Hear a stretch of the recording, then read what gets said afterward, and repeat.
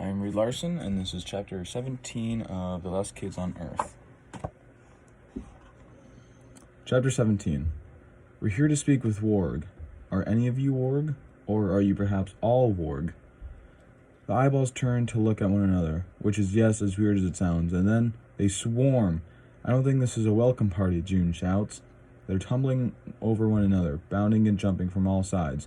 One clings to my back, another is on my shoulder. Run, I shout. Run? Really? June asks. Good plan, Jack. I thought we should stay put and cuddle up with the eyeball army. No time for battle banter, friends, Quint exclaims. Flee the eyeball army. We quickly get separated, and I'm soon lost in a maze of trees. At every turn, I only see pine needles and eyeballs rolling and bouncing toward me. The more leap at me, sticking to my clothes. They're unstoppable. I swat one away, then two more leap. Suddenly, I'm pushing through thick needles and stumbling out into a small clearing. The barn is ahead.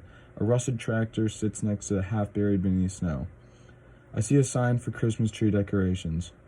Eyeball horde, June shouts. I glance over and see her burst through the trees. In hot pursuit, Quint cries out, following. The barn's two doors are just wide enough for us to maybe fit through. In there, I cry. Let me speed across the snow. I burst through the barn doors. My shoulders scrape against the wood. Splat sounds echo as the eyeballs are knocked off.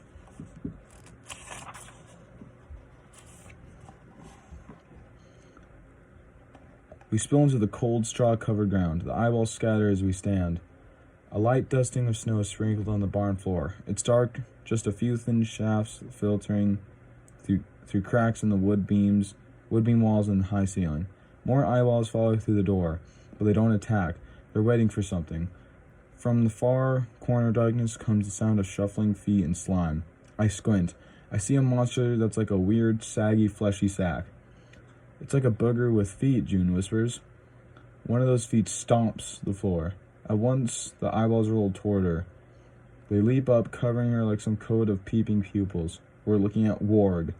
Spiny bone tentacles. Outer eyeball layer. Who are you and why are you in my barn, face?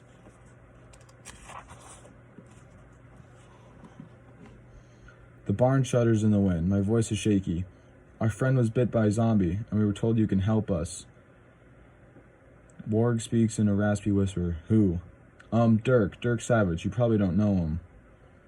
Who told you I could help you? Warg asks. Oh, right, Bartle. Warg laughs. It's a sandpaper and broken glass sound. He was wrong.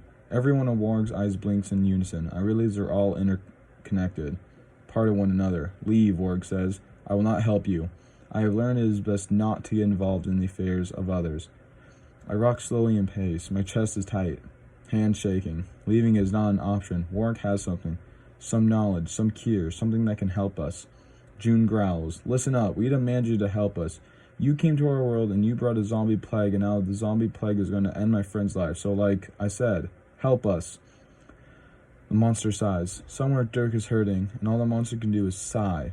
I'm suddenly racing forward with no plan. All I have is a deep, furious want to save my friend, because soon Dirk will be lost forever.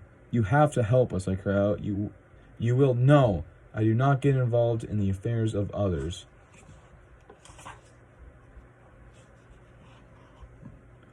Razor-sharp jabbers erupt from Warg's back, piercing eyeballs like a skewer. The eyeballs split open, every one at once. They don't roar, but instead release a strange, high-pitched shriek.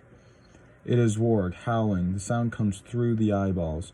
It turns my blood cold. We all stagger back, terrified. We tumble out through the doorway to the cold ground as clang! The heavy barn door shut.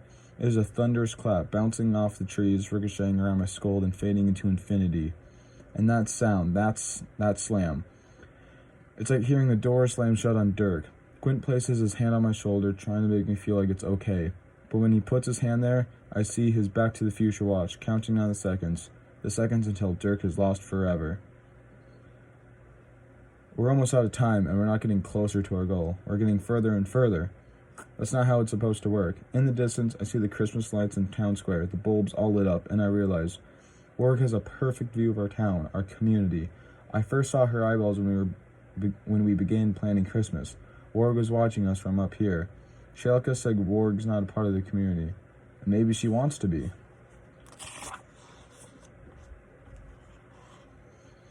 Maybe she was watching because she felt the feeling that's the worst of all feelings, the feeling of being, like, left out. I don't know the history of Warg and the other monsters. Maybe if we save Dirk and we all live to fight another day, I'll learn. All I know right now is that for some reason, Warg cares enough to watch, at least. I leap to my feet, scoop up a snowball, and hurl it at the barn. I know you've been watching the town. Bartle told us you wanted to be alone, but we're not going to let you, because it's Christmas. It's the time for helping. June looks at me with a sad smile and gently squeezes my hand. Jack's right. The holidays are not the time for spying far away from like a weirdo. It's not the time for letting kids get zombified. It's the time for helping us and being good. So help us. Quint hurls a snowball, and another. I heave and heave. It's cold, but I'm soaked in sweat from the fear and the screaming. I picture Dirk, his face changing, his body morphing, and there's nothing I can do. Look, I say, if you want to spy on us, fine, but enjoy it while you can, because soon there won't be any town to spy on. You might not want to get involved in the affairs of others, but the fact is, there's a bad dude who's going to bring Gats into this world, and Gast is going to get very involved. That's when the barn door opens. Warg steps out. Every single eyeball blinks. Her voice is a wet snarl. Did you say Gads?